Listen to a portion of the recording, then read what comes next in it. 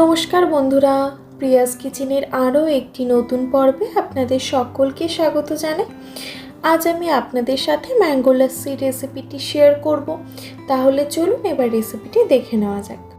Mango lassi বানানোর জন্য আমি প্রথমে আমটা ব্লেন্ড করে নেব, যার জন্য নিয়েছি একটা বড় সাইজের মিক্সার গ্রাইন্ডার। দিয়ে দিচ্ছি 1 কাপ কেটে নেওয়া পাকা আম, ওজন হিসেবে 200 গ্রাম। দিয়ে দিচ্ছি 2টো আইস কিউব।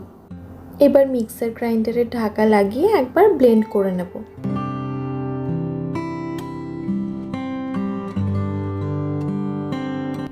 ওই মিক্সিং জারে দিয়ে দিচ্ছি 4 চামচ মতো চিনি।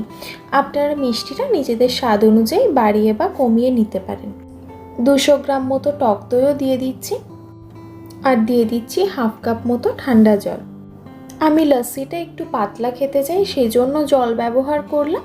আপনারা যদি একটু ঘন খেতে চান তাহলে জল ব্যবহার না করাই ভালো। আপনারা চাইলে জলের পরিবর্তে দুধও ব্যবহার করতে পারেন। আবারও একবার ব্লেন্ড করে নিলাম।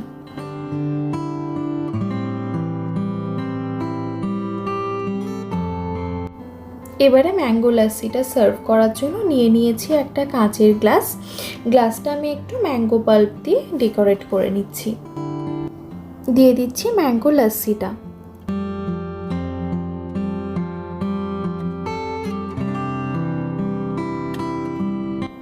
ওপর থেকে কয়েকটা চেরির টুকরো আর ম্যাঙ্গো চাংস দিয়ে সার্ভ করুন এই গরমের দিনে ঠান্ডা ঠান্ডা ম্যাঙ্গো লাস্সি।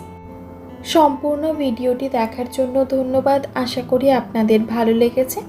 ভিডিওটি ভালো লেগে থাকলে লাইক, কমেন্ট, শেয়ার এবং চ্যানেলটি সাবস্ক্রাইব করে না থাকলে সাবস্ক্রাইব করার অনুরোধ রইল।